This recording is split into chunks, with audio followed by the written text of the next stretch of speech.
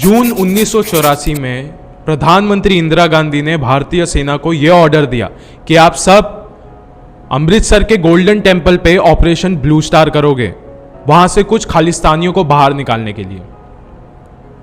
यह ऑपरेशन खत्म होने के 4 महीने बाद प्रधानमंत्री इंदिरा गांधी को गोलियों से मार दिया जाता है।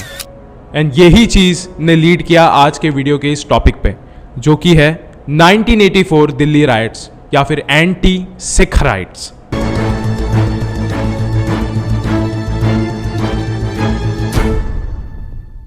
पहले मैं आपको यह बता देता हूं कि 1984 के दिल्ली राइट्स में हुआ क्या था। जब हमारे देश के दिल्ली शहर में प्रधानमंत्री इंदिरा गांधी को मार दिया गया था, उसके बाद कई मासूम सिख भाइयों की भी जान गई थी। यहां पे मैं 100-200 लोगों की नहीं, बल्कि 3000 सिख भाइयों की बात कर रहा हूं, जिनकी मौत सिर्फ दिल्ली में हुई थी। एंड देश भर में 20,000 सिख भाइयों की जान गई थी। लेकिन यह सब हुआ कैसे था? किसने किया था ये सब? इतना बड़ा दंगा किसने प्लान किया? क्या किसी ऑपोजिशन पार्टी का हाथ था इसमें, या फिर ये सिर्फ लोगों का गुस्सा था, या फिर एक प्री प्लान्ड रायट्स? ये YouTube वीडियो के शुरू होने से पहले ही मैं आपको एक चीज क्लियर कर देता हूं कि ये YouTube वीडियो सिर्फ एक सवाल है आपके लिए, जो कि आपको मुझे देना है कमेंट सेक्शन में, या फिर आपको सोचना है इसके बारे में। क्योंकि हर कोई इसके बारे में ना बोलना पसंद करता है, ना सोचना पसंद करता है, क्योंकि ये सिर्फ एक बुरा सपना है, बहुत बुरा सपना। आप सोच भी नहीं सकते हो कि 1984 में क्या क्या हुआ था।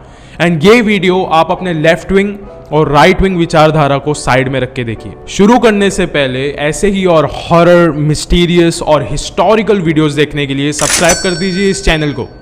अब ये कहानी शुरू होती है। ये पूरे रायट्स की जड़ थी ऑपरेशन ब्लू स्टार। पहले हम इसके बारे में बात करते हैं। जरनैल सिंह भिंद्रावाले, जो कि पंजाब का एक मिलिटेंट हुआ करता था, जो कि लोगों में अपनी काफी पकड़ रखता था, यूथ में, वहां के लोगों में, वहां के बच्चों में, हर किसी में। लोग उसकी बातें अच्छे से मानते थे, लेकिन वो एक मिलिटेंट था। एंड पंजाब को लेके उसके बहुत अलग तरीके की डिमांड्स थी गवर्नमेंट को लेके, कि पंजाबी कम्युनिटी को एक अलग नजरिए से देखा जाए, उनको स्पेशल ट्रीटमेंट दिया जाए। एंड उसकी जो सबसे ज्यादा कंट्रोवर्शियल डिमांड ये थी कि पंजाबी धर्म या फिर सिख धर्म के लोगों के लिए एक अलग स्टेट बनाई जाए, जिसका नाम होगा खालिस्तान। आप जरनैल सिंह को आज के अमृतपाल सिंह से कंपेयर कर सकते हो, जो कि आज के टाइम के खालिस्तानी लीडर है, एंड अभी वो जेल में है। एंड 2023 में अमृतपाल सिंह भी ऐसा ही माइंडसेट रखते हैं। एंड जरनैल सिंह ने श्री हरमिंदर साहिब यानी द गोल्डन टेम्पल को अपना बेस बना लिया था। एंड वो वहीं से अपने सारे ऑपरेशन को हैंडल कर रहा था, एक प्रॉपर मिलिटेंट की तरह। 1 जून 1984, अब ये समय आता है जब उस समय की रूलिंग गवर्नमेंट ने कई लोगों की क्रिटिसिज्म में आके ये डिसीजन लिया कि हम ऑपरेशन ब्लू स्टार करेंगे, यानी अपनी भारतीय जवानों को सिख धर्मों के सबसे पवित्र स्थान पर भेजेंगे और उन मिलिटेंट्स को मार गिराएंगे। यानी गोल्डन टेम्पल में घुस के उन मिलिटेंट्स को बाहर निकालने का प्लान बन रहा था, और जिसको नाम दिया गया था ऑपरेशन ब्लू स्टार। एंड ये जो ऑपरेशन था वो 6 दिन तक चला। एंड 6 दिन तक चलने के बाद आखिर में इन्होंने जरनैल सिंह और उनके साथियों को मार गिराया वहीं पे। लेकिन ऑपरेशन खत्म होने तक गोल्डन टेम्पल की पूरी दशा ही बिगड़ गई थी। इतना पवित्र स्थान पे इन्होंने टैंक्स चलाए, आर्टिलरीज चलाए, गोलियां चलाई, जिसके वजह से पूरा गोल्डन टेम्पल आधे से ज़्यादा टूट गया था, जिससे पंजाबी धर्मों पे यानी सिख धर्मों पे पूरी कम्युनिटी को बहुत गहरा सदमा लगा, जिसके वजह से सिख कम्युनिटी में काफ़ी गुस्सा भर गया था उस समय के गवर्नमेंट के लिए। अब ये बात है 31 अक्टूबर 1984 की, यानी कि ठीक 4 महीने बाद ऑपरेशन ब्लू स्टार के। जब प्रधानमंत्री इंदिरा गांधी अपने रेसिडेंस में थी, उसी समय उनके दोनों बॉडीगार्ड्स सतवंत सिंह और बेंत सिंह ने उन पे गोलियों की बरसात कर दी। एंड वहीं पे प्रधानमंत्री इंदिरा गांधी मारी गई। बेंत सिंह और सतवंत सिंह, ये दोनों बॉडीगार्ड्स ने कहा कि इंदिरा गांधी को मारने की वजह सिर्फ एक ही थी, और वो था बदला। हमें सिर्फ बदला लेना था, क्योंकि इंदिरा गांधी ने हमारे गोल्डन टेम्पल पे टैंक्स चढ़ाए, आर्टिलरीज चलाई, गोलियां बरसाई और हमारे संत जरनैल सिंह को भी मार गिराया। क्यों? इस ही बदले के वजह से उन्होंने इंदिरा गांधी को मार दिया। प्रधानमंत्री इंदिरा गांधी की मौत की खबर देश भर में आग की तरह फैल गई एंड लोगों के मन में बहुत ज्यादा गुस्सा जाग गया। ये कोई एक कम्युनिटी या फिर कोई एक रिलीजन वाली ग्रुप नहीं थी, देश भर में लोगों के मन में काफी ज्यादा गुस्सा जाग गया। एंड इसी गुस्से ने लीड किया 1984 रायट्स के लिए।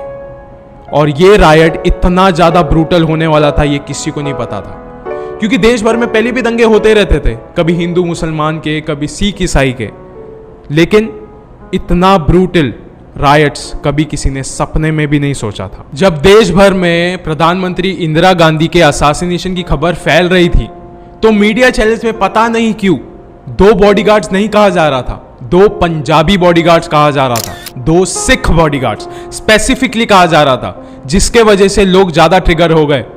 एंड पता नहीं क्यों मीडिया चैनल्स को क्या जरूरत थी स्पेसिफिकली ये कहने की कि 2 सिख बॉडीगार्ड्स थे, जबकि मारा तो एक इंसान नहीं, एक इंसान को था। एंड मीडिया चैनल्स के इसी स्पेसिफिकेशन के वजह से, इसी नाम के वजह से कि 2 सिख बॉडीगार्ड्स थे, तो लोगों के मन में बॉडीगार्ड्स के लिए नफरत बिल्कुल नहीं जागी, बल्कि पूरे सिख धर्म के लिए नफरत जाग गई, जिसने अल्टीमेटली ये पूरे राइट्स को जन्म दे दिया। लेकिन किसे पता था कि ये दंगा, ये रायट्स हमारे भारतीय इतिहास का सबसे बेरहम दंगा बन के रह जाएगा। ऐसा बताया जाता है कि जहां पे भी किसी पंजाबी का घर लोगों को दिखता था, लोग उनके घर में घुस के उनको जला दिए जाते थे, उनके पूरे फैमिली के सामने उन्हें मार दिया जाता था। बच्चा हो, बूढ़ा हो, औरत हो, किसी पे भी रहम नहीं खाया जाता था उस समय। ये जो लोग मार रहे थे, ये एक पर्टिकुलर सा एक पैटर्न भी फॉलो कर रहे थे उस समय, कि मारने से पहले उनके गले में एक टायर डाल दिया जाता था, गाड़ी का टायर, ताकि वो मेल्ट हो जाए और इंसान भी उस टायर के साथ जल जाए। और दूसरी बात जो इससे भी ज्यादा बेरहम है कि बहुत सारे सिख भाइयों को भट्टियों में भी डाला गया है उस समय, जो कि सबसे ज्यादा ब्रूटल है।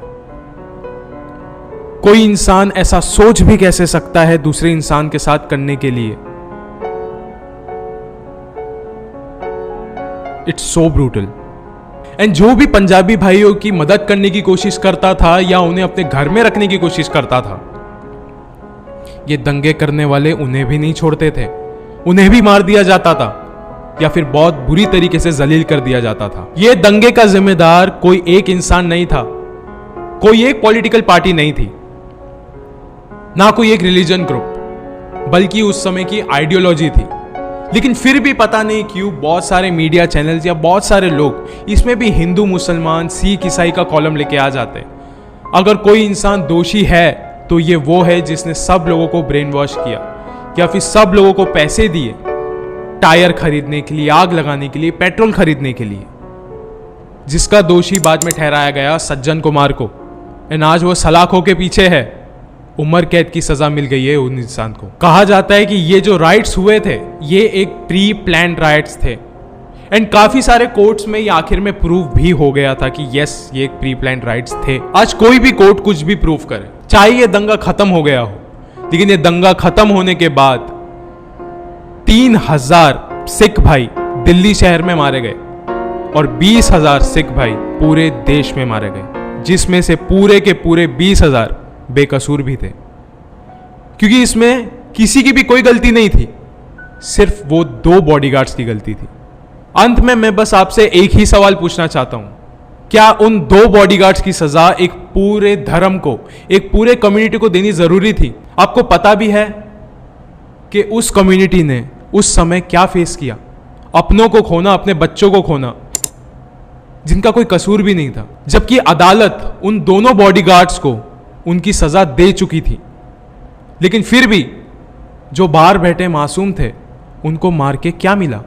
1984 के इस घटना के बाद कोर्ट ने बहुत सारे कमिटीज बनाई ताकि ये केस जल्दी से सॉल्व हो पाए, लेकिन आज 40 साल गुजर चुके हैं एंड ये केसेस आज भी ऐसे ही अदालत में चल रहे हैं, जिसका कोई भी सॉल्यूशन आज तक नहीं निकल पाया।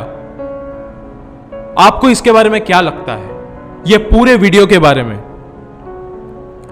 मैंने पहले भी कहा था, अपने लेफ्ट विंग और राइट विंग विचारधारा को साइड में रख के ये वीडियो को देखिए, इंसान की तरह ये वीडियो को देखिए। एंड अब बताइए कमेंट सेक्शन में कि आप इस पूरे घटना के बारे में क्या सोचते हो। शुक्रिया।